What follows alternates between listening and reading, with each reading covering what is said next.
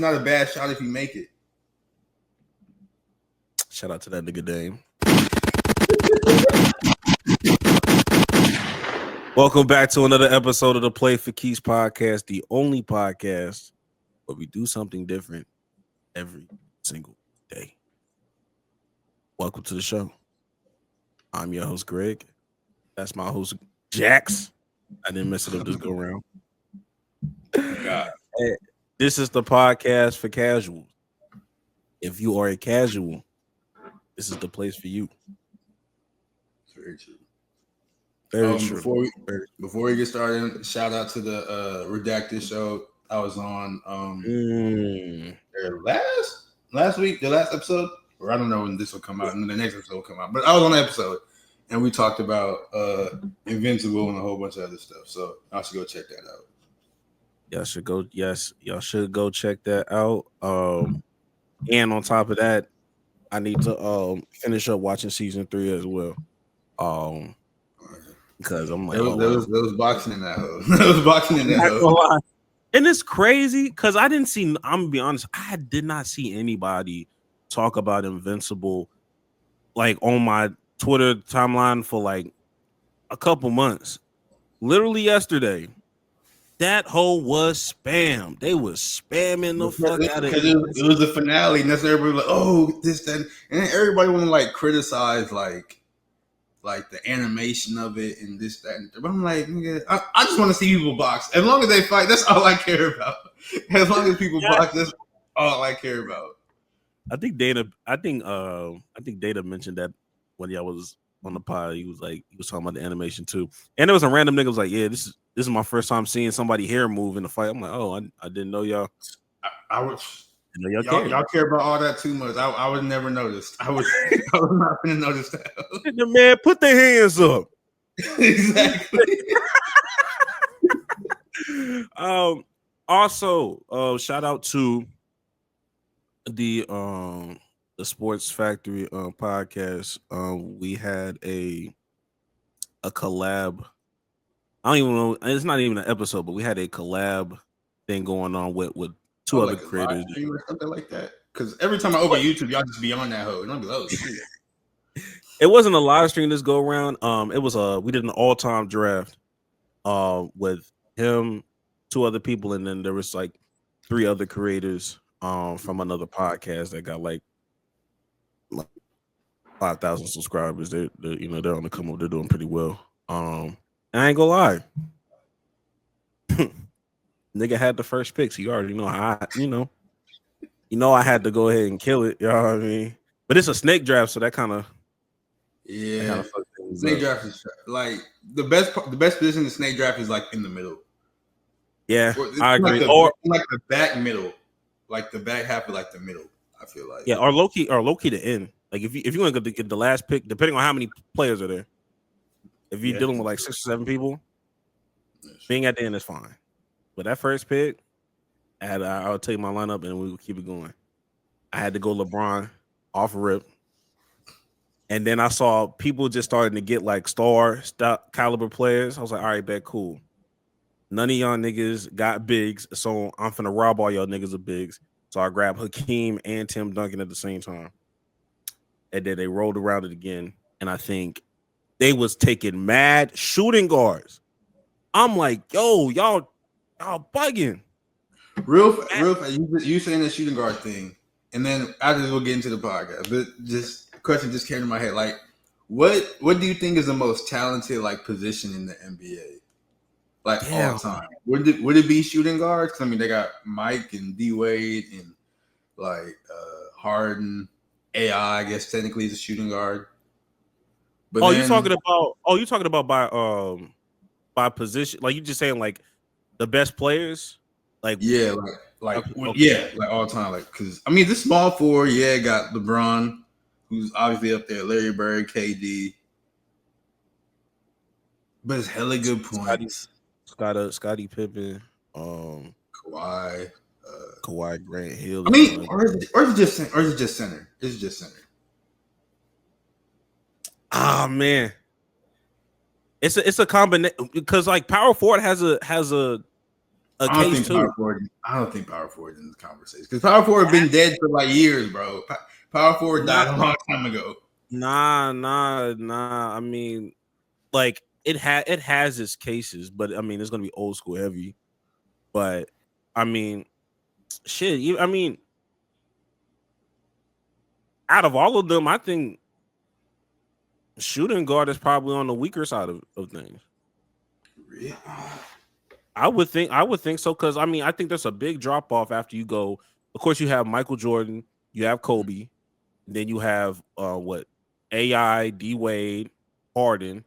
After that, there's a little bit of a drop off before you get to what Vince Carter, Klay Thompson, Manu. Okay, fair. Shooting guard is really top heavy. I'll give you that. It's top heavy versus because I mean even with power forward, you got Tim, you got Dirk, KG, Giannis. Charles Barkley, Giannis. AD want to play the 4, but like, do you consider him a 4, or are you going to put him at the 5?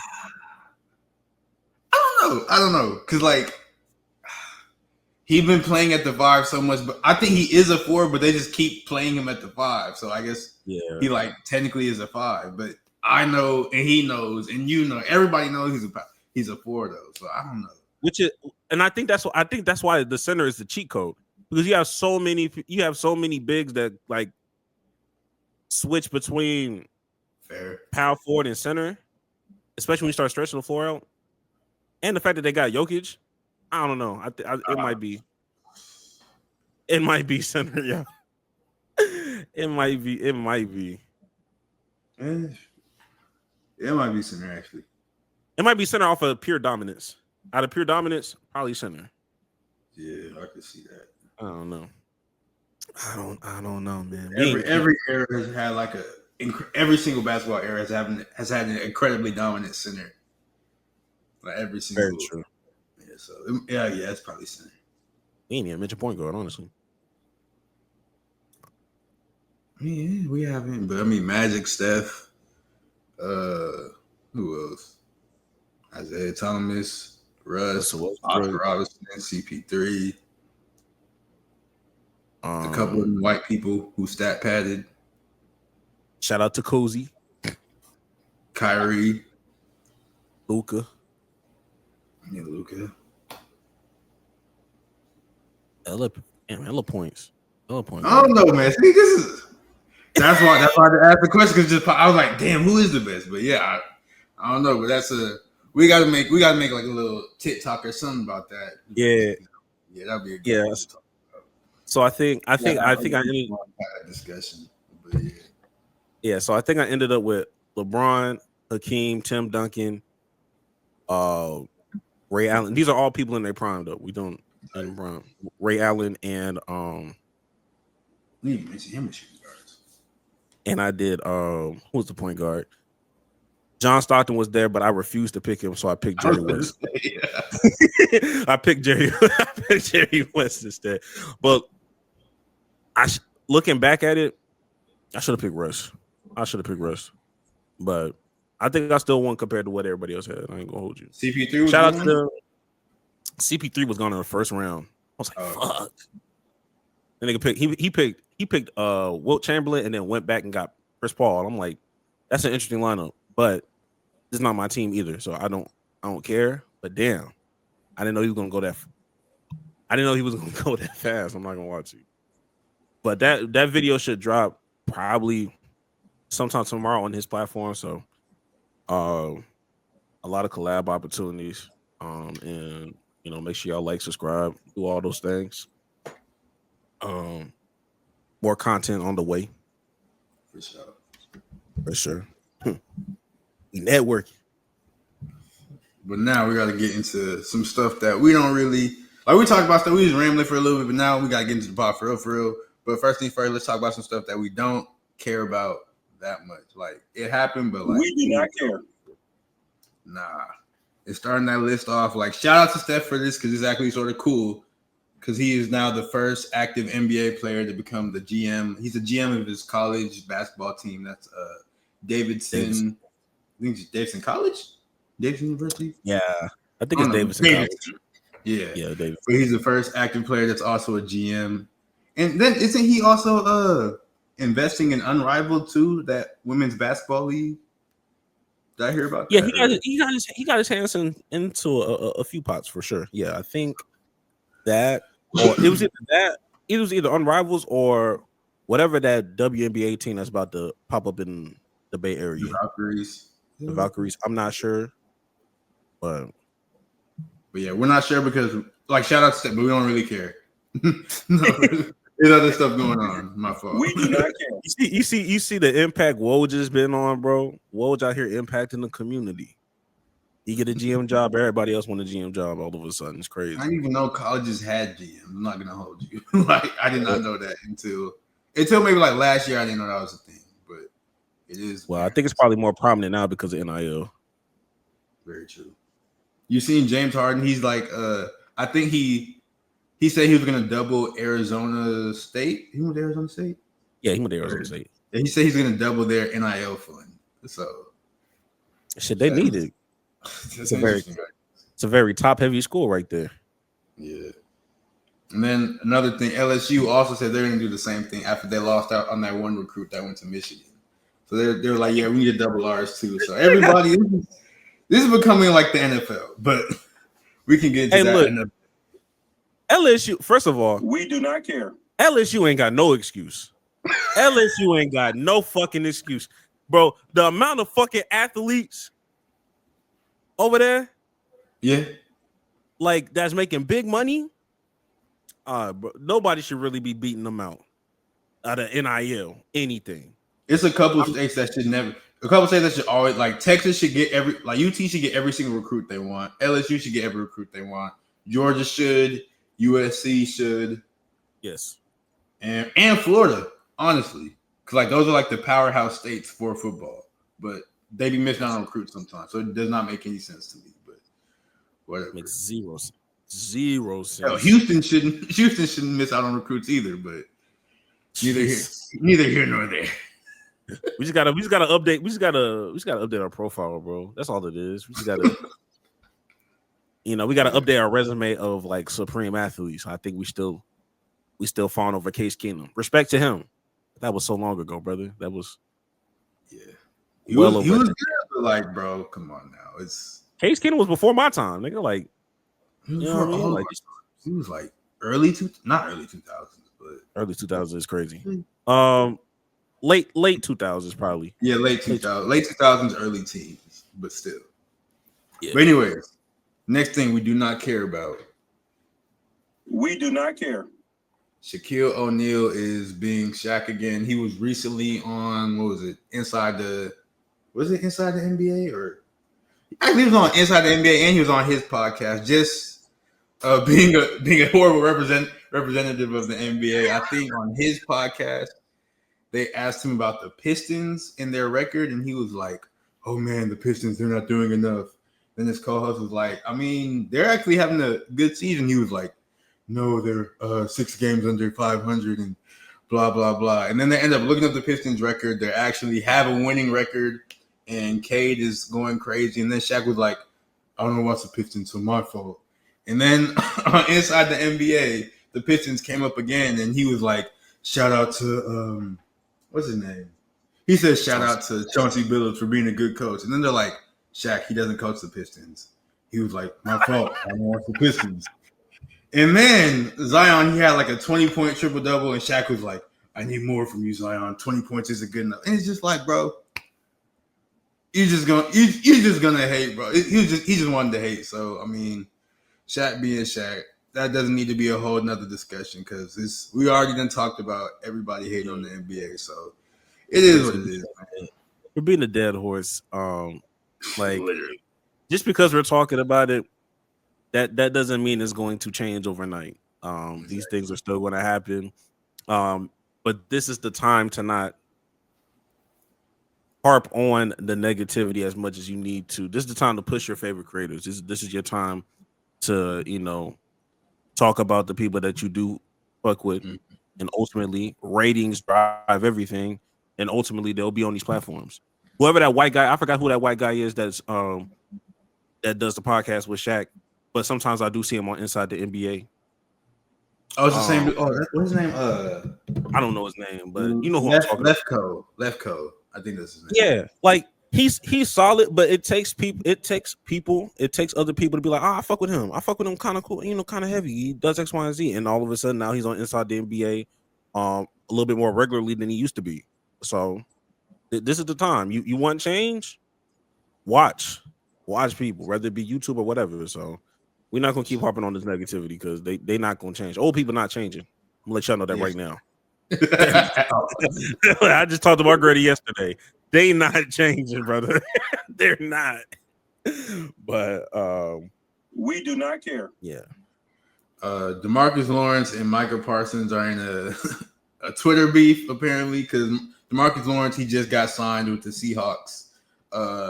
As you may or may not know, he was a defensive end for the Cowboys for 8-9 years, something like that.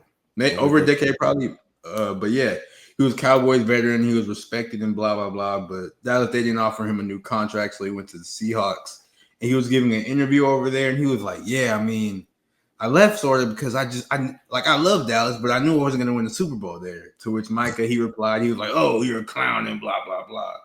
Then DeMarcus Lawrence, he was like, well, if y'all were doing more winning, maybe I wouldn't have left. And it's just like, brother, you were on the same team. Like you were part of the reason they weren't winning. So what are you talking about? Niggas sound like me. Niggas say, I love Dallas, but you're not winning for real, nigga. I ain't. But it's just like you can't go. But like it's like you can't say that and then go to Seattle, nigga. Like shut the fuck You're not winning up there. Going to Seattle and playing with Sam Darnold. Even if Seattle does win more games than Dallas, they're not going to win the Super Bowl, so it doesn't matter. Like, why did you bring that point up? Shit. Oh my god! Like that whole situation just let me know I'm still not ready for the NFL season to start with these Cowboys. Like I'm seeing moves and everything is a coin flip. Sometimes I'm not ready for the draft because I just know they're gonna make me mad at the draft. They haven't made me happy since drafting CD Lamb. That was the last time. No, I mean Michael was after CD, wasn't he? Yeah, I mean, they ultimately made me. Yeah, but I'll say this: Micah ended up making me like, oh, this is what's up. But I came into that draft like, I want Pat Surtain. I wanted Pat Surtain bad. No, fair enough. I was the same way. It ended up working out, but still. Ended up working out. But that was the last time I saw a player. I was like, I want this player, and Jerry went and got him. And it paid dividends. Ever since then, no. So I don't be having my hopes. I don't be having my hopes high for the draft in the offseason. I just hold my breath until the week one, not even preseason, just week one, and we'll take it game by game. But I did have one question for you about the draft. For sure. And it's garnered around Shedeur Sanders. And I know a lot of people don't. Everybody has their gripes about Shedeur, X, Y, and Z, if he's going to be QB1, whatever. Cam Moore's probably going to go ahead of him. But out of all the teams, not the ones that need a quarterback, out of all the teams that already have a quarterback, who could you see giving you a Michael Penix type of moment? You have a quarterback, but somehow you decide, oh shit, Shedeur still here? I'm grabbing him. The team I could see doing that, or if he is there, I started thinking it might be sort of obvious too, would be like the Rams, because they got Stafford, but Matthew Stafford like 38. I don't know. He's still like, he can still throw that hoe because he got a strong ass arm. He always had that, but he getting up there in age. His wife don't want him to play no more. I don't want his wife to do podcasts anymore. That's neither here nor there. But like I could see, and he's getting gray in his beard and all that too. Like I could see if he's available for the Rams, I think they could go ahead and take him because Sean McVay is also an amazing coach, so he's gonna be able to scheme up sort of easy throws for Shedeur because he's not gonna have that Matthew Stafford arm. But I think the Rams would make the most sense if, of course, he's available. That is true. And just Shedeur in LA, everybody's gonna love that. Shedeur in LA, that sound like a match made in heaven. Honestly, I ain't gonna lie. I didn't even think about that. Honestly, just out of pure head scratchiness, just like it was for Atlanta, I'm gonna go the New York Jets. Just off a head scratcher because you just got Justin Fields. I could see them being a team that just boneheaded like, oh fuck it. I didn't think Shedeur was finna be still here. I don't know. I feel like that'd be a bad decision for them, and I don't want it, like Aaron Glenn is there. It's Aaron Glenn first time coaching. I want Aaron Glenn to do good, so I don't want him to make no bonehead decisions. Like even if it ends up being like a good decision, I don't want him to do nothing that would be like perceived as like, oh, what the fuck this nigga doing. Having two starting caliber quarterbacks on your roster at the same time has never paid dividends for any. I don't know. It's never. I've never seen a team. There was like some old coach. I don't know if it was like Tom Landry or maybe it was Jimmy Johnson or something. But he was like, if you had two quarterbacks, you have none. Because like, absolutely, it's going to be a quarterback bet. Like, it never works out. It just never works out. Yeah, unless you're New Orleans and it didn't work out for them niggas. It didn't work out for them, but that's your best bet, and it's still bad. It's still bad. But was that all of the We Do Not Cares? Yeah. All right, man.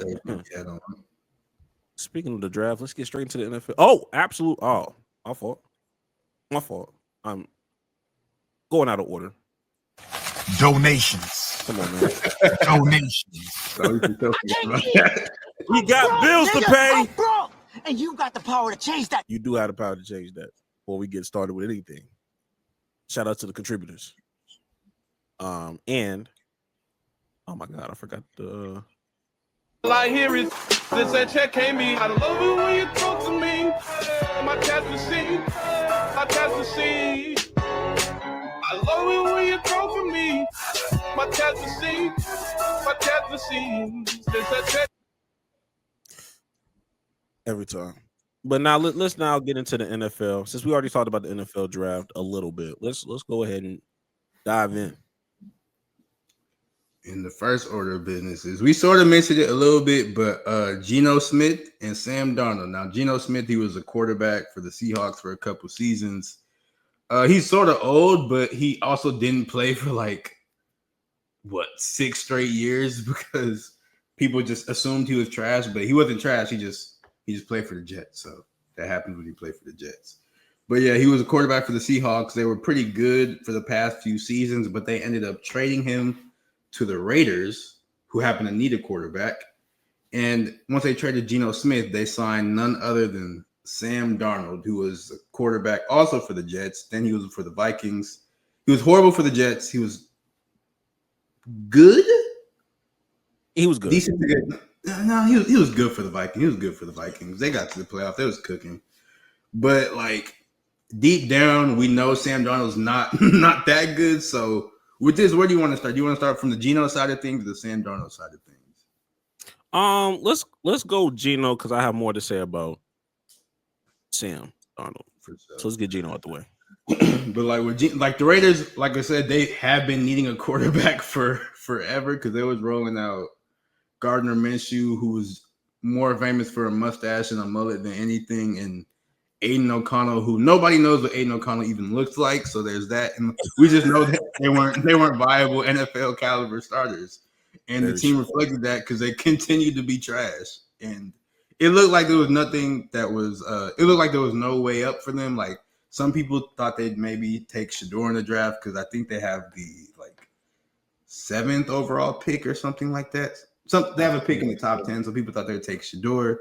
But it turns out they ended up trading for Geno, and I think that's a good trade for them because, like I said, they needed a quarterback, and I don't know why the Seahawks wanted to trade Geno because Geno's been good for like the past few seasons, and yeah, he's sort of old because I think he's about 33 or 34, but his body's not old because he hasn't been taking that many hits. He hasn't been playing that much because he was on the bench for all those years. So it's a head scratcher on the Seahawks side of things, but I think this is a really good move for the Raiders. And now during the draft, they don't got to take a quarterback if they don't want to, because a lot like Cam Ward is going to be gone by that pick, and a lot of people sort of don't think Shedeur can be that good. So I've seen a lot of people say he won't even go in the first round, but I doubt that because niggas need quarterbacks. So yeah.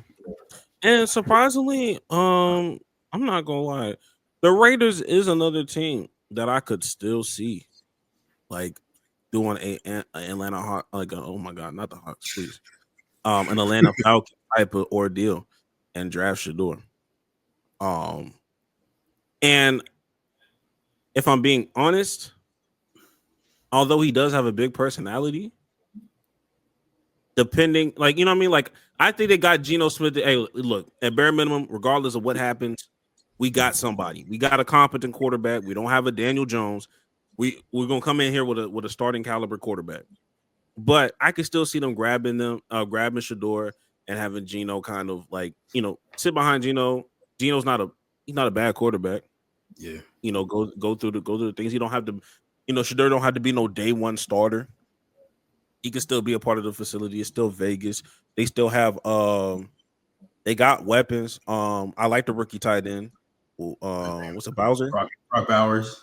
Bowers. I don't know why I said Bowser. Bowers. It looked like Bowser, that's why.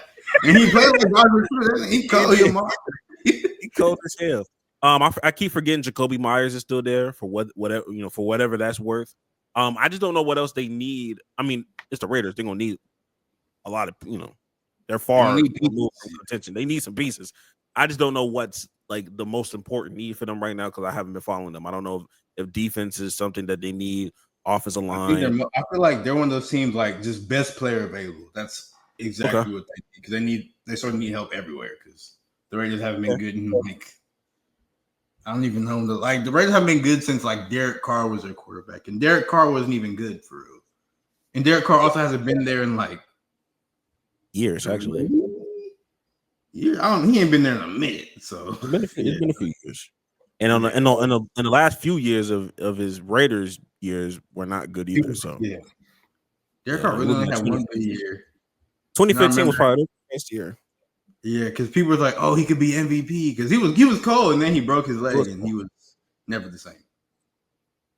Yeah, and they had a small little window where you thought, okay, well, we got Antonio Brown, and then that in 2 weeks that fumble, and then you had Henry Ruggs, and it's like, oh well, damn, that unfortunate thing happened. So some of the stuff is kind of out of their control. Like it was a little bit of bad luck into this. So Bears, man. I mean, but the Raiders are known for like having or just being like a crazy team. So I mean, maybe it's like a curse of the franchise.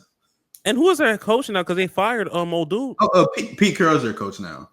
Oh, so Pete Carroll's the coach, and Tom Brady is still over that. Like that's the team that has ownership. He's part of that ownership group. So he's not the owner, but he be in all the meetings and shit. So okay. Well, I can see why. Well, I can see why Geno's with the Raiders. That makes a lot of sense.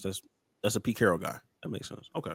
So, but on the Seahawks side of things, like I sort of said a little bit before, no idea why they did this. The Seahawks were a good team last year. They just didn't make the playoffs because they played in like a tough ass division, had a tough schedule. But I think they still won like 9 or 10 games.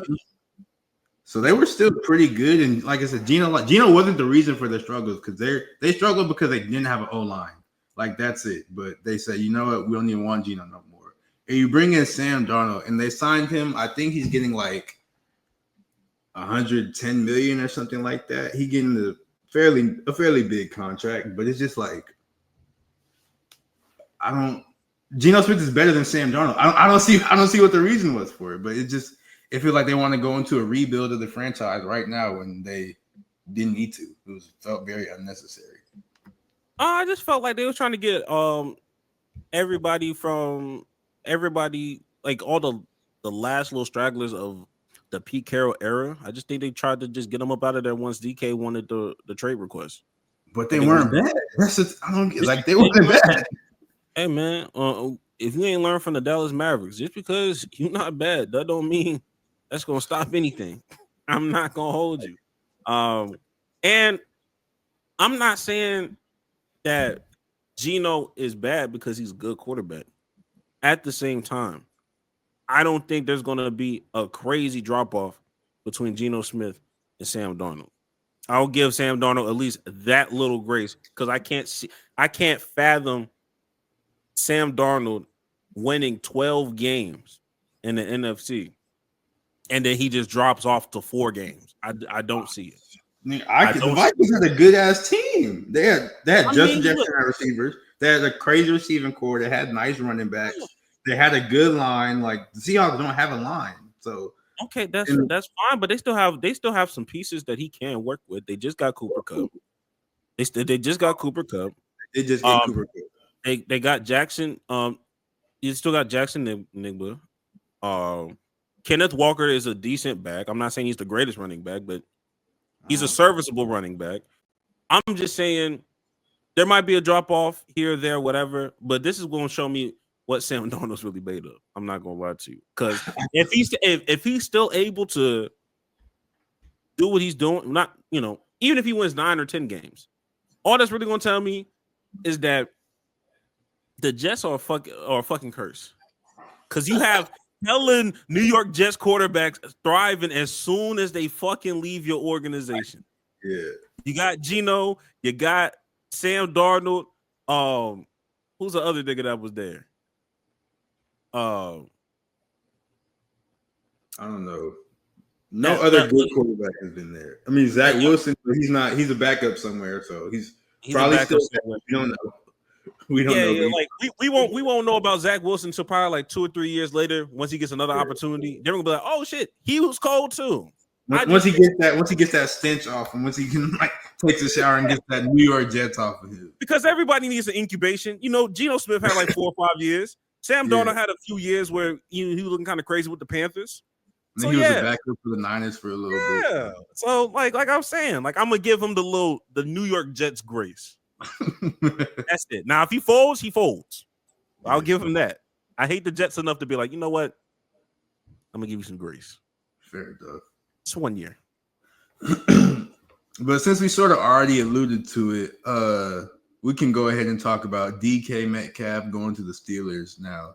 DK, he was a cold receiver for the Seahawks, but he wanted to trade, and in his trade request, he was like, I need to go somewhere that has a quarterback already and a team that's in warm weather. So, the Seahawks, they were like, okay, we hear that, and we're going to trade you to the Pittsburgh Steelers, who don't have a quarterback, and they also are in Pittsburgh, so it's freezing cold.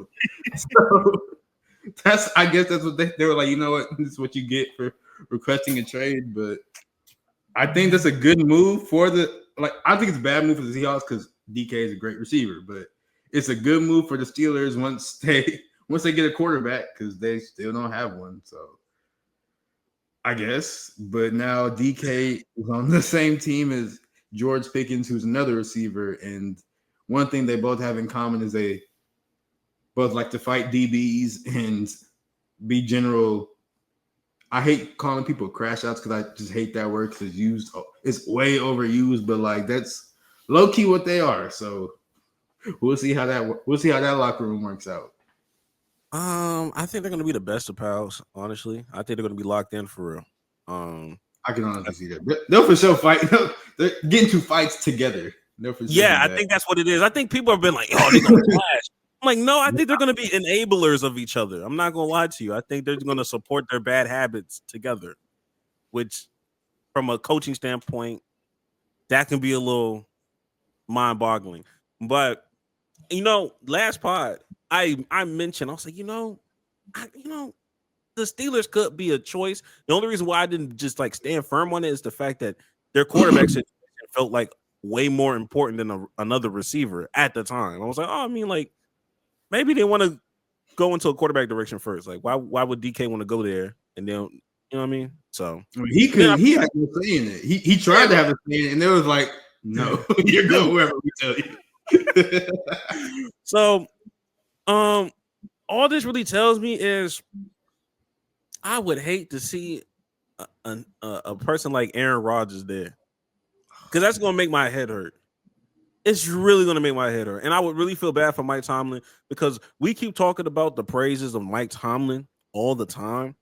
That being said, y'all be putting him in such piss poor situations sometimes. He still make it happen, but like he's just like I'm tired of seeing this nigga make it happen. How about that?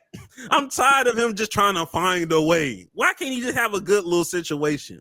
Well, you know, why can't it be like a Dan Campbell thing or Philadelphia Eagle? He deserved a break.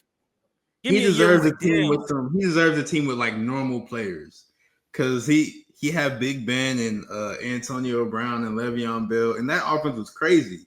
But those people are also crazy. And now he has DK and George Pickens, who like grand scheme, we called him, I guess, quote unquote crash outs, but grand scheme of things, they're not like George Pickens. Sometimes he does stupid stuff like just in general, but he's not a bad, he's not like a bad person or anything. And DK, he just Normani fine too. So he really winning that life. I'm not gonna hold you. He just got I think they signed him to like a new contract. He just got engaged to Normani. Like he's winning that. I mean, he don't have a quarterback, but he winning that life right now. You know what I'm saying? Like he doing what he need to do. And you know, sometimes a fine black woman gonna calm you down. You know what I mean? You gonna take you down a few notches. Like, yo, it really ain't that bad for real, bro. Chill out, man. What did Dana say about black women, bro? What did he say about black women? That's what happens when you're with black women. Exactly. Life changing, nigga.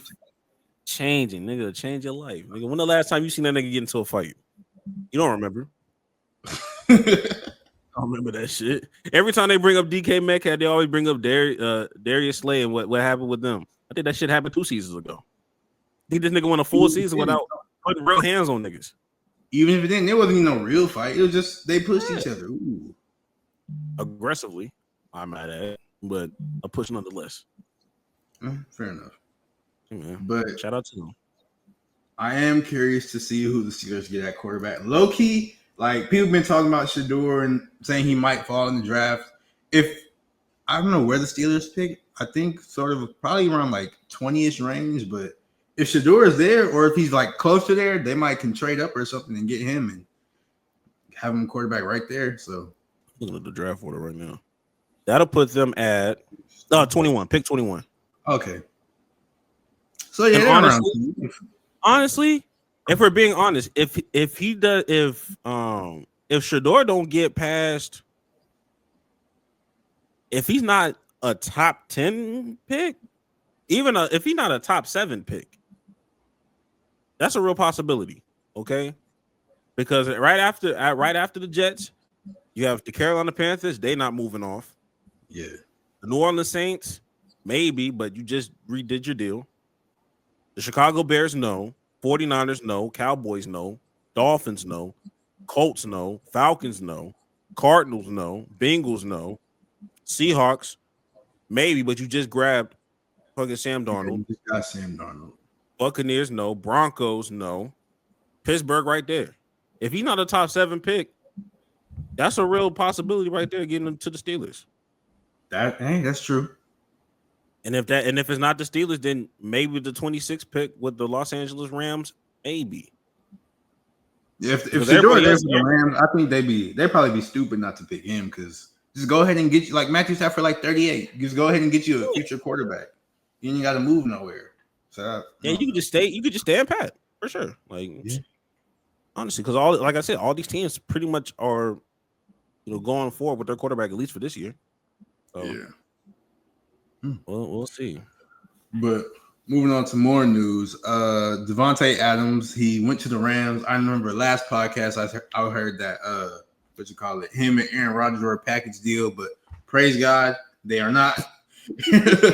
Devontae Adams is now a receiver for Matthew Stafford, he was old, but he's still a good quarterback. He was much better than Aaron Rodgers was last season. And while the Rams did trade Cooper Kupp, I think Devontae Adams might have a little bit more in him because Cooper Kupp had like a whole bunch of like injury problems and stuff like that. Devontae, he didn't really have those. And so like him with Puka Nacua, like I think that'll be this is a solid fit for that offense. I'm not gonna hold you. Like I like that move for him. You know what this feel like? There's no shade either. Like there's no shade. This really feel like the Lakers when LeBron and Russell Westbrook was there. And and Anthony Davis, like obviously Devontae Adams is world class, but I don't know what kind of what version I'm going to get out of him just because he's just been tainted by Aaron Rodgers. It's like damn, he's been tainted by Aaron Rodgers and the Jets and the Raiders. Yes, and Derek Carr. So I don't know. I don't know what version I'm going to get from him, but he's not, he's not needing to be like a number one receiver either because you got Puka Nacua. So yeah, Puka's like I was like watching like I think I saw like some of Puka Nacua's like numbers on Twitter one day when I was scrolling like that nigga like low key that nigga's a monster, bro. Like it's not really talked about, but he might be like top 5, maybe even top 3. Like not even joking because he's disgusting. Dude, he's electric, dude. He's fucking electric. Yeah. So I like that. I like that move for the Rams. Also, so that's so the Rams don't even need to get another receiver in the draft. So I mean, if Shedeur falls that way, I'm just saying like I could see something like that happening. But the last move I want to spend like a lot, not even necessarily a lot of time on, but the last move I feel like we can devote a segment to is the Doodlebob battle in Indy because Anthony Richardson, he's their quarterback. He has been for the past few years, but like he had his ups and downs, and he's sort of like a Doodlebob ass quarterback. And when we say Doodlebob, we say a lot on the show. It just means like it's hard to put into words, but like he'll do some stupid stuff and also do some amazing stuff. And sometimes the stupid stuff ends up being amazing. And then sometimes the stupid stuff just ends up being stupid. It's just a whole lot of just Doodlebobness. If you ever seen SpongeBob, you know what we're talking about. Right. But Andy Richardson, he's a Doodlebob ass quarterback. And then the Colts just went ahead and signed Daniel Jones, who was formerly of the New York Giants. And he was also a Doodlebob quarterback. Like this is a quarterback who did like a read option and he was running down the field for like 80 yards untouched. I think he reached like one of the fastest speeds in the NFL that year. And he was like 5 yards from the end zone. He just tripped and fell. And they ended up tackling him because he was tripped and fell 5 yards from the end zone. Like this is the type of player Daniel Jones is. Like he has his moments, but like sometimes they're few and far. Like when the moment is a moment and he has it, it look insane. But those moments be few and far between for him.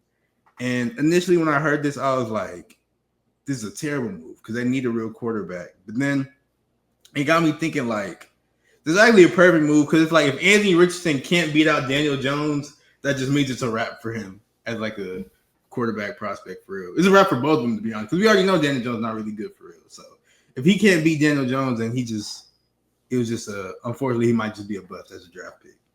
He might even move him to tight end or something. Surprisingly, this has probably been one of the smartest moves the Indianapolis Colts have done. And from afar, it kind of looks off. But like you said, as much as I have been a supporter of Anthony Richardson, nigga, if you can't beat Daniel Jones, we know our clear-cut answer that we just need to move forward. We just need to continue moving forward. And look, y'all wasn't look, if you're doing what you're supposed to do, you should be competing in your division. If you're not good, it's not, you know what I mean? It's literally just the Texans, and the Texans had what I would quote unquote be like a downer year, like a lower year, like a sophomore. Everybody be getting hurt for the Texans. I don't know what's in the water, but everybody be getting hurt on the Texans. Yeah, so it wasn't even up until like week 14 or week 15. Like there was still a possibility of you like squeezing into the playoffs. Even with the bad quarterback play, even with you getting benched. So If you're not good, get you up out of here. We don't need to develop you no more. We can get you up out of here. If you're good, you should be in the playoffs. Honestly, you're good enough to be in the playoffs. Y'all niggas so bad. I keep forgetting Jonathan Taylor still. Yeah, Jonathan Taylor is still good. It's just nobody cares about the Colts no more. So, like, yeah. You be razzle dazzling niggas week 1 with that big ass throw. Yeah. Like that's the Doodlebop. When the moment look like the moment, it's crazy. But when it don't look like the moment, you just like, damn, what the hell are you doing? And I really I support all black quarterbacks because we just need more of them. Because it's true. Because a lot of quarterbacks never got the chance just straight off of racism. I can't think of a black quarterback I don't want to succeed. Jamarcus Russell, I will never support that nigga. I'm not gonna That lie was to you. like years ago. Nobody care about him no more. I'm talking about right now. He was on like the pivot like a couple years ago. I think he's like doing good things in his community or something like that now. I don't know. I don't remember because I don't remember the episode, but I think he's doing good now. So I think he just got fired from his high school football job. But that's neither here nor there. Come on. My fault. That's neither here nor there. I don't even know why I brought that up. I need to stop hating. Asshole. I need to check my heart. Actually, my fault, yo. That's my bad, bro. Let's continue. Oh my gosh! But those are all like sort of the big sort of headlines that happened, or at least the headlines we felt like talking about. But here's some like little quick things that happened. DeAndre Hopkins, he went to the Ravens. I like that for them. I like that for D-Hop because he had to endure years and years of terrible quarterback play. And now he played with Patrick Mahomes and Lamar Jackson. Granted, it's late in his career, and he's probably like, he ain't finna do nothing crazy with him. But I'm at least happy he getting a chance to play with some good quarterbacks. I love how you be like politely calling this nigga washed. I'm gonna let you keep going though. I don't know if he washed though. Like, is it like he's probably like pre-rinsed, not completely washed yet. Pre-rinsed. All right. Yeah, you just had the dishes in the water just soaking right now. He's not like washed. He ain't hit a full spin cycle. It's just exactly. It's knocking off the dirt off. You know what I mean? Okay. Exactly. Okay. All right. Bet. Justin Fields, he went to the Jets. We sort of talked about we alluded to that a little bit. Justin Fields, he was a top draft pick for the Bears. It didn't work out because the Bears suck in general. Then he went to the Steelers. He was a backup for a little bit. Although he did start a couple games when Russ was hurt. He was eyed in them. So it's nice to see him get a chance with the Jets. Hopefully it works out for him, but the Jets are the Jets. So there's that. Well, we got a new coach. We got a black coach, though. Got a black head coach. We will see. I truly hope he does good, though. Yeah. Laramie Tunsil, he's an offensive tackle. He was for the Texans, but they traded him to the Commanders. I love that movie. I guess I don't know. People. I think he's good, but people that were Texans fans been saying he kept getting too many penalties. So there's that, but we'll see. Joey Bosa. Everybody thought he was going to join his brother Nick Bosa on the 49ers, but he actually went to Buffalo Bills. He signed a deal with them. So I guess we should have seen that coming because he's white and he wants to create an Aryan race, but that's neither here nor there. CJGJ. I can't remember, it's Chauncey Johnson Gardner Jr., a safety. He was for the Eagles. He won a Super Bowl with them this past year, but they traded him to the Texans. I don't know why I thought it was Gardner Johnson. Is that his name? Got his name? I don't know what his name is. It's CJ Gardner Johnson. Okay, CJ Gardner Johnson. I'll just call him that. It's easier to say. CJ Gardner Johnson. He got traded to the Texans, which he wasn't necessarily bad. He just talked a lot, so there's that. It's gonna be because I know the Texans got another linebacker. I forget his name, but the linebacker who knocked out Trevor Lawrence. There's two players on the defense. Aziz or something like that. Yeah, Aziz Al-Shair, I think. There's two. There's two insane people on defense. So they might be like DK and George Pickens and sort of enable each other. So we'll see about that. Might be crazy. And then we already talked about it. We already talked about it a little bit, but Cooper Kupp, he just signed a deal with the Seahawks. So that's all like all the, I guess, noteworthy free agency things that happened, or noteworthy offseason things that's happened so far. True. But now we can go ahead and get into some basketball stuff. Now, granted, it's not that much basketball stuff to talk about. So we're really just finna vibe. Shout out to Steph Curry. He just hit 4,000 threes. Nobody's ever done that in the NBA. You think anybody will ever do? Because like Steph got these crazy 3-point records. You think any of his records will be broken as far as 3-point shooting? No, I think at bare minimum, it'll be whatever milestone Steph Curry passed. I think that milestone might get passed up by somebody else, if that makes sense. Like when Steph Curry just made the new 3-point record or whatever, then you had like 2 or 3 more other people. Like I think James Harden, Klay Thompson, they like passed it up. You know, even though Steph Curry did it like a season and a half ago. Yeah. At max, I think that's. Steph has 4,000 threes. The second closest person is James Harden. You want to guess how many threes he has, or guess the range of threes he has? Probably 29. Okay, no, he has 3,100. 31, so about a couple off. Because he started throwing he started influxing them hoes like later in the Rockets career. Like he wasn't doing all that, he wasn't shooting all them goddamn threes in OKC. So he started behind real fast.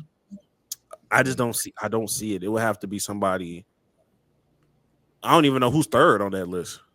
Third is Ray Allen. He has 29. Okay. Yeah. And then fourth is Dame with 2,700, and Klay got 2,667. So it's gonna be a fat minute before anybody even comes close to doing anything Steph has.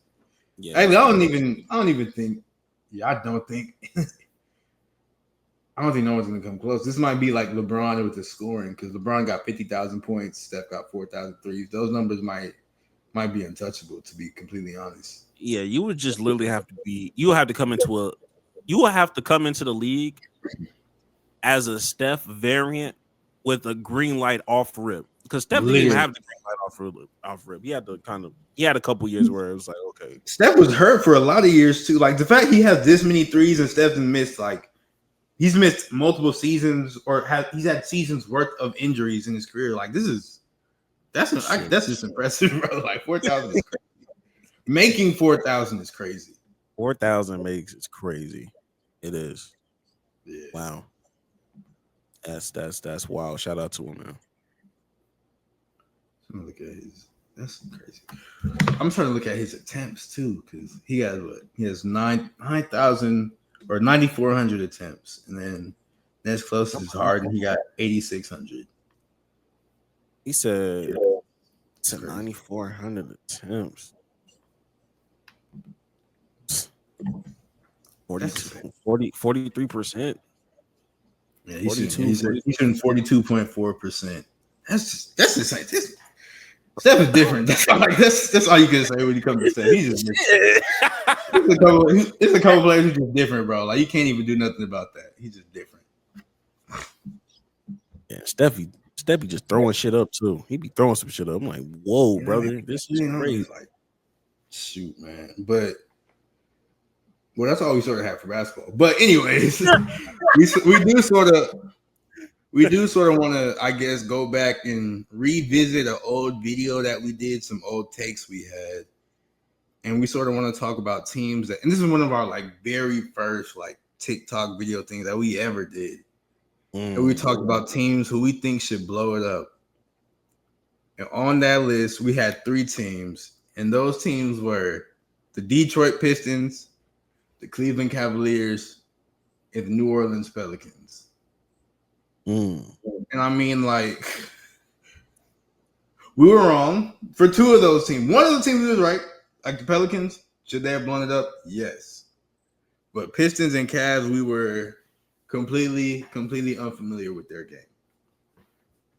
I really think we were solidified wrong on the Cavaliers. And it wasn't because they were a bad team. We just didn't believe that Donovan Mitchell was going to stay because the New York rumors were happening. So I was like, we got to go ahead and believing.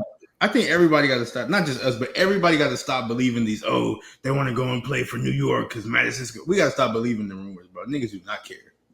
Niggas do not care about that shit. I would say that, and I'll lean to that notion. The Luka trade did not help the cause for the small market teams for sure. But it wasn't like Luka wanted to go there. Luka wanted to stay in Dallas, but Nico Harrison was just an idiot and was like, "We'll give it to you for free." Granted, it wasn't for free, but still. Yeah, I get what you mean. Yeah, no, but your overall sentiment, I do good. I mean, I do understand for sure. Now with the Detroit Pistons, keep in mind we made that video before Detroit went on that crazy losing streak too.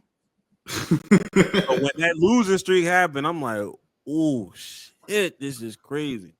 So, in my opinion, I felt like the Detroit Pistons did a really small rebuild by getting rid of their head coach and adding a few extra vets to kind of like get where they need to go. But yeah, help them be professional. Get Cade some actual real NBA players. Some real players, get some real help. Yeah, I think that was his first year not like totally injured as well. So it was a lot going on that year. So yeah, but yeah, I just think with Detroit, the way Detroit is playing this year, this is what I expected last year. Now I wasn't expecting fourth seed or nothing, but I had them at like a little 40 win tier caliber because I think they had some nice young pieces that I just don't know what the fuck happened. I don't know what the hell was going on. Like what was Monty doing? Like, I'm trying to figure out what was Monty doing that made it like that bad. You know what I mean? Like what? Because they lost 28 in a row or something like that. It was like 20. Yeah, it was like more than that. I think either 29 or 30. It was bad. But like, how do you look like? That's the part I don't get because I don't even think they was going. I don't even think they had like a particularly like tough stretch of that schedule. They just kept losing. And Monty Williams, like, he's not really or I guess before he wasn't a bad coach. So that's why like all that was just surprising me because they just kept dropping games and dropping games and dropping games. So I don't know what necessarily has changed about like who is it? JB Bickerstaff is their coach, right? I mean, he was also the coach for the Cleveland Cavaliers when we were telling the blow up as well. But I mean, I guess he just needs to do what happens when you.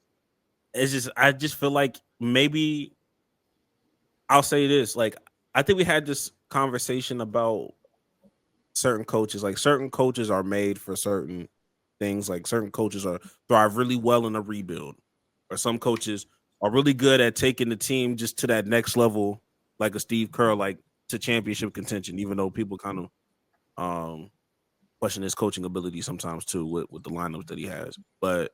Like when we talked about it with Mike Brown, like he was able to turn around that Sacramento Kings thing after that 17-year drought, but they was ready to fire him like a year and a half later because they felt like he couldn't take him to that next step of that top 4 seed. And to the Sacramento Kings defense, although he is a good coach, the expectation is to continue to build off of what you did the year before. Now, the lack of patience is crazy, but at the same time, I wasn't expecting them to continue to be in the play-in when you got niggas like the Rockets that's been worse than y'all for like the last 4 years, and they just jump you.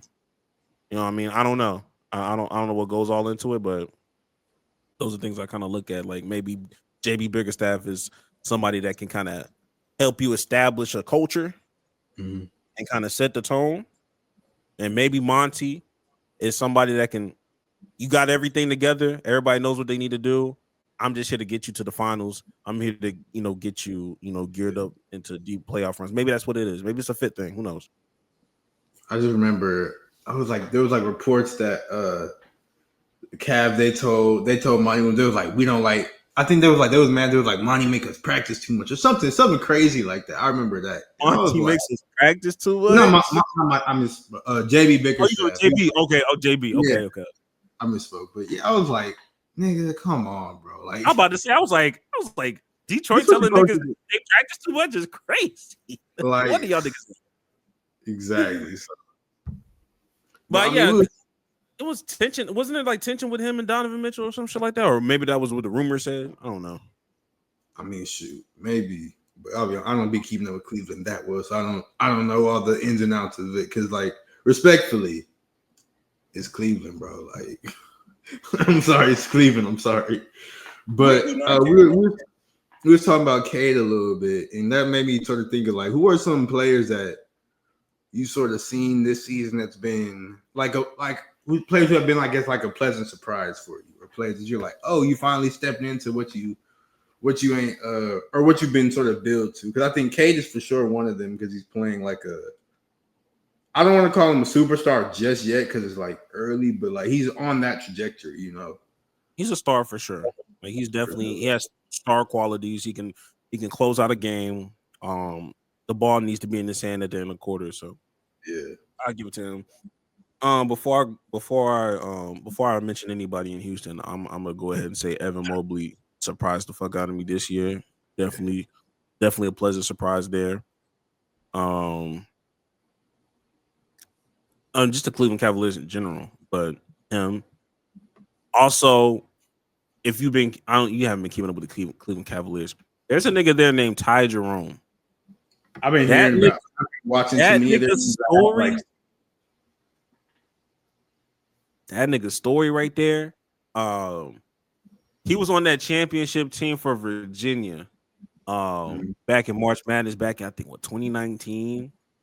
It went from there to like I think he got undrafted. Was in the G League for a hot little minute. Couldn't get no real PT time. But was finally to get some wiggle room with the Cleveland Cavaliers this season, and has been lights out ever since. I forgot the coach's name over there in Cleveland. I'm tripping. And we've just been saying his name too, or no, we haven't been saying. Oh, what's his name? Name. He has a name. I be thinking he's black, but he's not. Kenny Atkinson. Kenny Atkinson, yes, Kenny Atkinson. The way he's been incorporated with Kenny Atkinson's offense, like that nigga can't miss. There's times I'm like, God damn. And he a real one. I'm not gonna say he a real nigga because he's not black. But all these white people that have like black name variants, Ty Jerome is not black. He's a white man. That's a black ass name, bro. Ty Jerome is a white man. I'm not gonna lie to you. No, this is the whitest of white men. That is insane. Yeah, so parents name him that. But he also real as hell. Like I remember after a game, he had got fined $50,000 because they gave him an interview because I think he had dropped like 25 that night. Mm-hmm. So how's everything? He was like, "Oh man, look, the refs were terrible today. They didn't do a good job, especially." He named one of them refs by name, especially her. It was a girl. Especially that woman. She did a piss poor job. It was horrendous. Like he's just calling out bullshit how he sees it. Like I just he got a fan in me. I was pleasantly surprised with Ty Jerome as well. Now he is not black, but looking at his personal life, his mother's white, his father's a biracial African American. His paternal grandmother was in the civil rights movement. So, okay. He's not really black, but like he's sort of black. Like he's one of those people you can say like he got some black in him, and it actually be an actual thing. Like, this the real what Hartstein said. This the real bright skin. This bright skin for real. It's the legit definition of bright skin right here. So I can see why I see why his parents named him Ty Jerome. That is a black ass name, and he comes from a black ass family. So I get it. But your last name being Jerome should have raised my eyebrows anyway, so that makes sense. Some more players has been sort of pleasant surprise. I'm gonna go ahead and get my OKC bias out the way. Is Cason Wallace? Although I already knew he was gonna be good because he's just cold. He's just unfortunately stuck behind Shea, and that sometimes shit just happens. But him and Aaron Wiggins, because they are both like OKC. I've said it before, but they have like those two, and I feel like they probably got somebody else on their. I can't think of the name right now, but Loki like Usman Dieng. I think he's sort of good as well. But like they have like an all-star or an all-star caliber court or all-star caliber player on the court at like every single time they step on the court, every single time they step on the floor, to be honest. And like, I think Cason Wallace can be a number one point guard for like any team. He just, like I said, he's just stuck behind Shea. And then Aaron Wiggins can also be like that third player, that third scoring option for like a playoff team. Like I think they're both really great and they're coming into their own. But, you know, opportunities for them are limited because, like I said, they play behind like one of the most talented rosters, if not the most talented roster in the NBA. So it sucks to say. But when it comes time for them to get like new contracts or get traded or whatever, they're gonna blow up for real. Hey man, I ain't gonna hold you, man. That second April finna be a motherfucker for y'all. I think they can't keep all of them because I think they still got like 30 or they got like dead ass like 30 draft picks still, so they won't be able to keep all of them people. So it's just gonna happen. Imagine this nigga just don't trade the picks. He just keep they don't need anybody. Like that's the thing. They have so many good. They don't need anybody. So it's just like what? I don't get it, bro. When have they traded their pick? When have they recently traded like first round picks at all or any picks at all? I think they have like a couple picks, but I think they got some picks in return. So just like what are we doing? Like he said, "Yeah, I'm gonna give you some of these 2026 for 2029." Like really, like because they have so many good players, so they trade them, and then it's just like what they can get back is probably going to be another player and some picks because that's all teams be moving. Like so, it's just you can't convince me. You can't convince me Sam Presti ain't doing shit off trauma, bro. There's a lot of trauma responses and the way he moving low key with these damn picks. Why you say that? I just feel like he's vowed to never do no James Harden shit ever again. Like if he's gonna do a James Harden shit, in his mind, if I gotta do a James Harden shit, I'm gonna be ill equipped and I'm gonna be well prepared for the moment.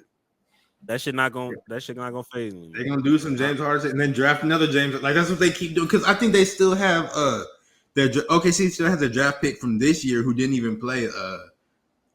Nikola Topic because there's another Nikola. He's from over there. Yeah. But like he was still supposed to be cold. He just tore his ACL, so it's just they got another one coming. It's just and then they have I think they have like a pick from the Sixers.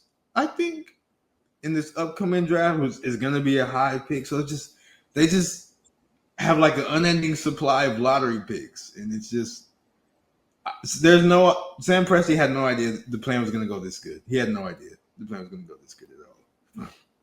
Or at bare minimum, this fast. That's like he probably would imagine like, okay, we can get back to where we need to be, but this fast? I don't think he knew Shea was gonna just become a super. I think he was like, "Oh, Shea, this is a good piece to have" because they got him back in that Paul George trade. But I didn't think he expected him to be as good as he is, as quick as he is. Same with J-Dub. And then I mean, everybody knew Chet was gonna be sort of good, so there's that. But still, it's just crazy. This is amazing. Then Lou Dort ended up being a great player as well, so there's that. So it's crazy. Yeah. Let me go ahead and get my Houston Heat off. Amin Thompson. I knew he was gonna be good, but I really wasn't expecting. I wasn't expecting national coverage so soon. Like I wasn't expecting like niggas to like talk about him on the national stage. Nor the Rockets just in general. I wasn't expecting that. But him and Tari Eason, they both are cold. I didn't know Tari Eason. Like I always thought he was solid, but I didn't think he was gonna be as good as he is. Man, niggas. Terror Twins. I've tried to and I was telling you about them Terror Twins, nigga. You were. I can't even. When they was both coming off the bench at the same time, man, if Tari Eason was playing back to backs, that nigga would be going band for band with Dyson Daniels when it comes to steals. When it comes to steals per game, he'll be right there. Dyson Daniels cold too. Yeah, he another person nobody is pleasant surprise because I think he averaged like 4 steals a game or something crazy. Like, yeah, he was going crazy with the hell? Like, how do you get that many steals in a game? And on top of that, he's scoring like 15 a game. Like, very true, bro. Very true. This one is a little bit. I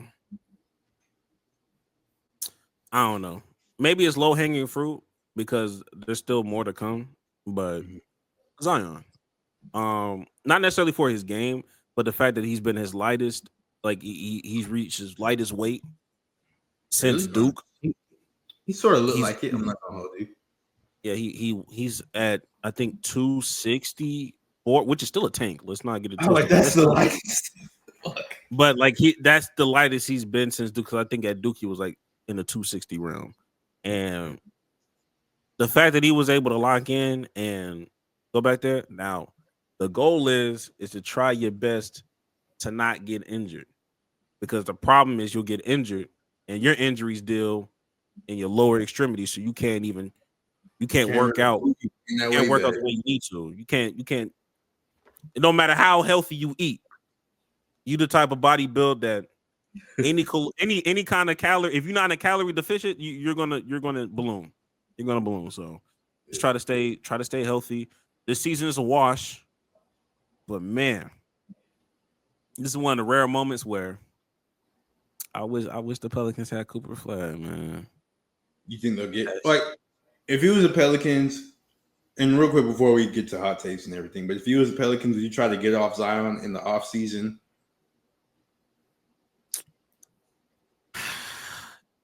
Damn. It depends on what I get back.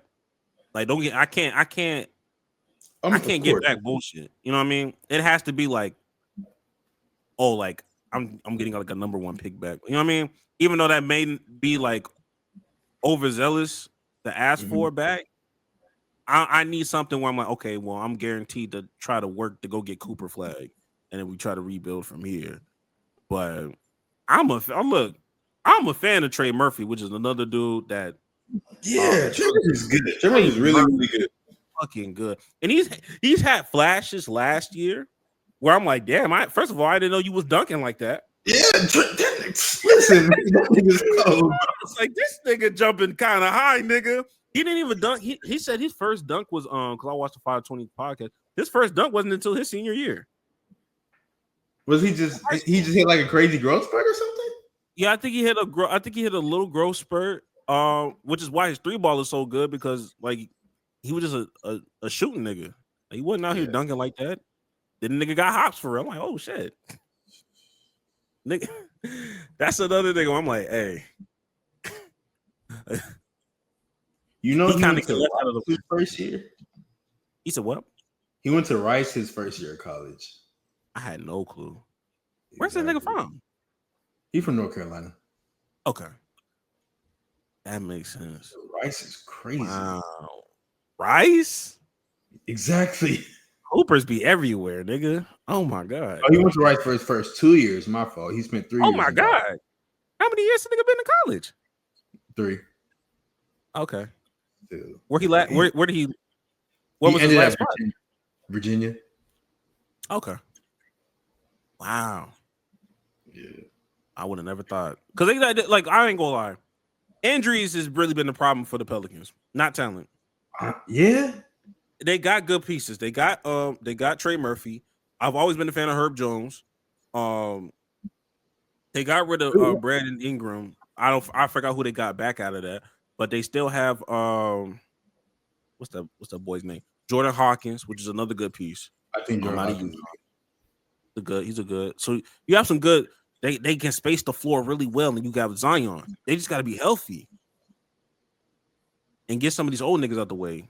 That's really been the Pelicans' problem their entire because even when they had a Boogie and AD, there was cooking, and then Boogie tore his Achilles or quad or something like that. He tore something crazy. He was never the same. It's just That's really their whole problem. That training staff, bro. I don't know what they be doing, but And Dyson Daniels said the same thing because Dyson Daniels came from New Orleans. Oh, he said the training staff was bad. Well, it's not that he was just like, yo, it's just crazy, like what's going on in New Orleans. Because even I had like some ankle injury problems when I was in New Orleans, and Like, he if hasn't players been are saying injured. like that, if players are saying stuff like that, then you just got to fire everybody and rehire some new people because this is. But I think they it's share the outrageous. same. They share the same staff with the Saints, like the All medical right, staff. it's us splitting fucking like you're a $1 billion franchise. You can get your own staff. What are we doing? Like, Well, to be fair, their arena name is called the Smoothie King Arena.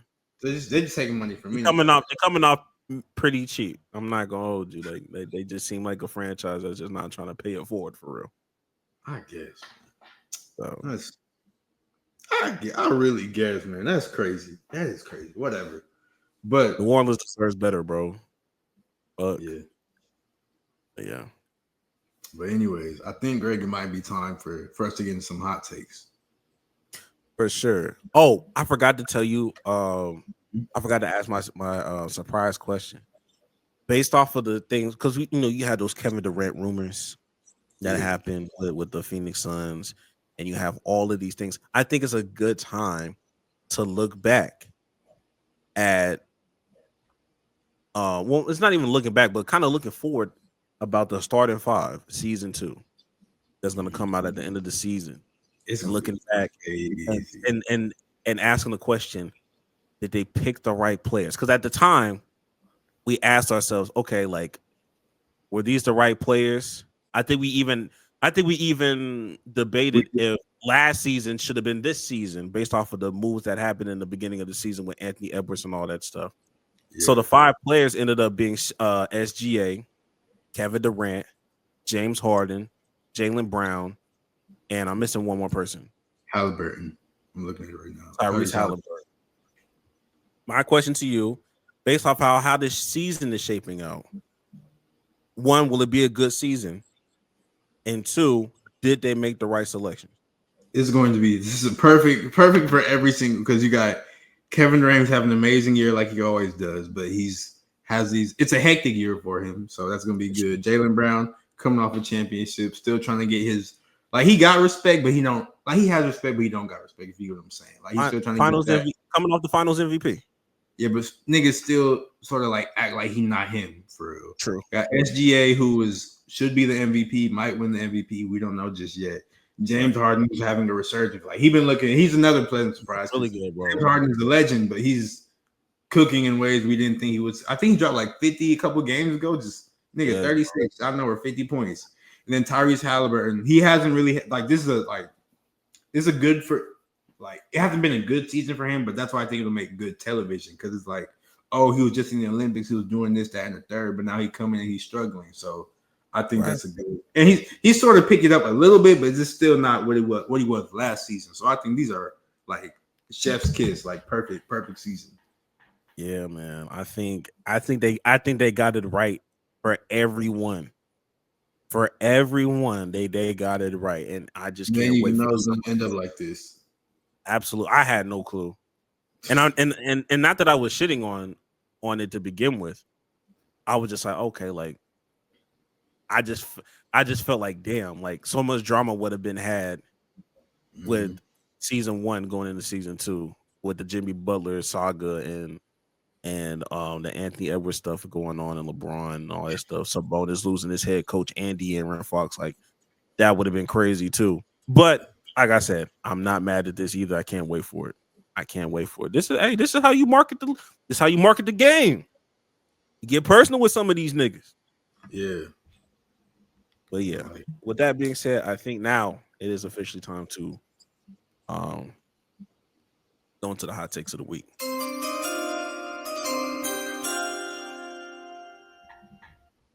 All right. Trying to go first, or you want to go? Yeah, I got a hot take.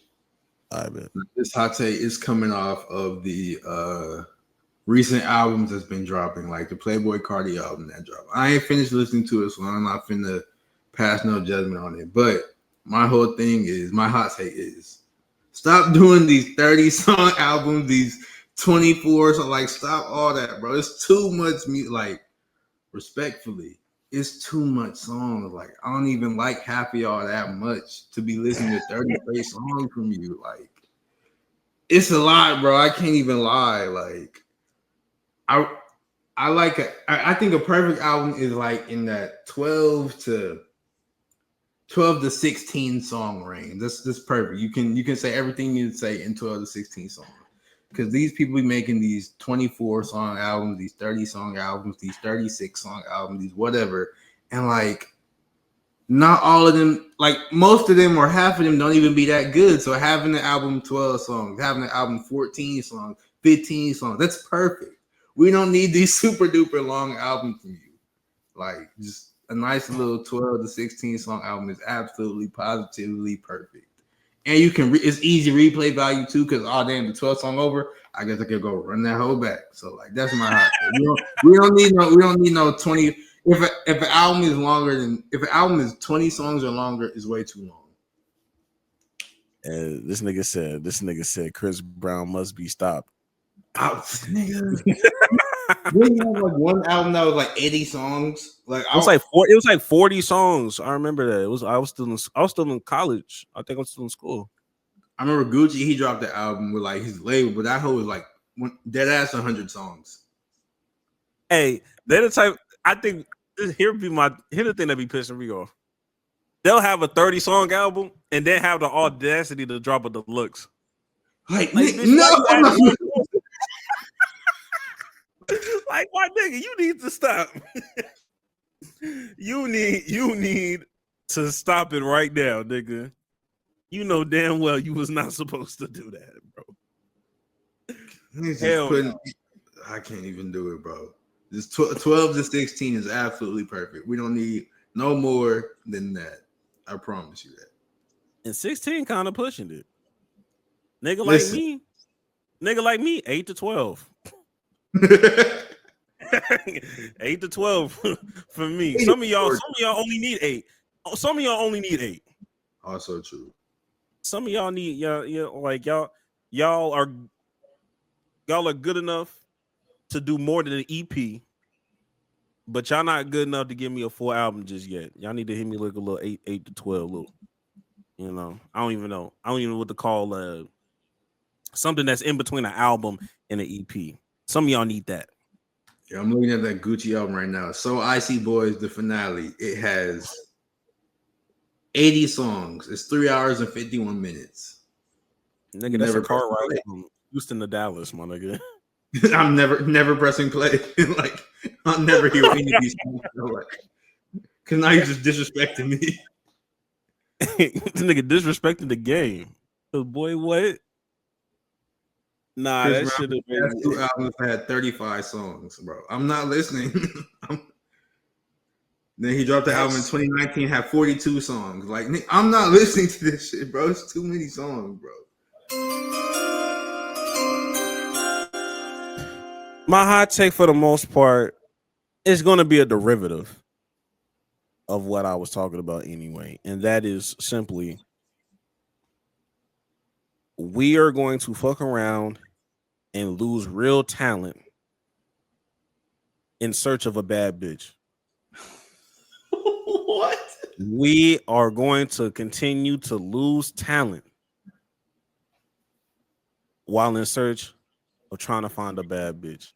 Fellas, please, bro, like, we are losing recipes, bro. There are so many talented individuals out here with real fucking talent. But because you're too horny, you're going to push down real talent. I swear on everything I love. With the beauty standards that y'all have and the things that y'all be like talking about and the things that, like, some of y'all are just like, Rosa Parks wouldn't have a chance, bro. Rosa Parks wouldn't have a chance of like getting to some of you niggas. Some of the movements that we need to have during that time, we wouldn't be getting into your thick skull, bro. The Maya Angelou. Y'all would never give Nina Simone a real chance because y'all it wouldn't fit y'all quote unquote beauty standards, bro. We are going to lose talent. I'm tired of y'all promoting Ice Spice. I'm tired of y'all promoting some of these dumb ass people, and they're not dumb. And maybe some of them are. Y'all out here glorifying a woman that's throwing ass and talking about Dookie. That's what y'all doing. All of a sudden, y'all, oh my God. These niggas is forcing Dochi down our throats. Nigga. Shut up, bro. This is real talent. I don't care. Y'all are some of the same niggas. And these are just like two parallels. Like these are just two examples. But if we just look back at everything, like it's just too overly sexualized. Everything that we got going on, everybody's too fucking horny. I can't go to fucking Target without finding a sexual game when I'm just looking for fucking Uno. Nigga. Now it's Uno with a twist. Uno with a hot seat. Nigga, I don't care. Bro, just give me the regular cards, bro. What happened to a regular deck of cards? What happened to Jenga? We just too horny, bro. Y'all like every clip I see, every time I go on Twitter, every time I see a Twitch stream, it's that the Shea Frost nigga, that freaky ass boy. I had to like, it's a couple of them streamers is crazy. I had to like mute their names and like block it. Like, I can't be seeing them. That's weird, bro. In the midst of all of this, bro, we are losing recipes. We are losing talent. Talent is just being thrown under the rug because they're not shaking ass. All right, bro. Now, when you complain about what the industry looks like now, when you complain about who's getting pushed or who's not, I want y'all to look inwards. Some of y'all just need to look inwards, and some of y'all just extra horny for no reason. Go touch some grass, literally. That's all I have to say. That's my hot take.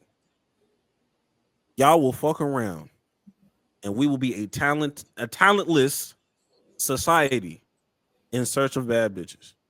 When you started that hot take, I was sort of like, "Where is he going?" But you landed the plane, and I get it. I get it, and I agree with you completely. I was like, "What is this nigga on?" But I understand. Nigga said, "Hold, wait a minute." What the bad bitches got? You see how niggas get? Bro, relax, bro. He said, "Whoa." Nah, but I understand. And also shout out to Justin Scott. He's somebody on TikTok. He's kind of doing some different things on this platform. He was actually talking about that same thing as well. So I co-sign on everything that nigga says about anything black. But yeah, that's pretty much all I got, man. Talent is talent. We're here to save talent, guys. That's real. And you DJ niggas outside of DJ Book, you DJ niggas is up next. Next week, you DJ niggas is next. I'm not gonna lie to you. I got something for y'all niggas too. Well, shout out DJ Book because we like that DJ Book. I like him. I fuck with him. The other niggas, your time will come. But that should wrap it up. Jackson, any last words? Hey man, I think Greg would especially agree with it because it's hot take. But you want to change your life, go do some life changing shit and go outside and touch some grass because y'all need it for real. Go touch some grass. Go, please touch some grass. Change is good. Change is good, bro. Just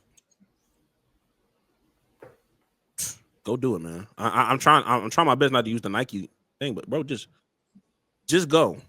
Just go do it. Make your mistakes early. You know what I mean? I think that's the main thing I need to say. Make your mistakes early. You're gonna make mistakes in life. Just go through with it. You're gonna figure it out. If it's a mistake, then you're gonna learn how to do X, Y, and Z. But just sitting, waiting, that's a indecisiveness is a decision in itself. I had to learn that shit the hard way myself. So I'm not just talking. I'm talking to myself too. Like that was the thing I had to work out. So yeah, just make a decision. Stand on it. If you make a mistake, fix it. We make life a lot harder than what it needs to be. Sometimes life do be hard though, but like we don't help ourselves sometimes. So with that being said, continue to like, subscribe, donate. Let's not forget about that. And we will see y'all next week.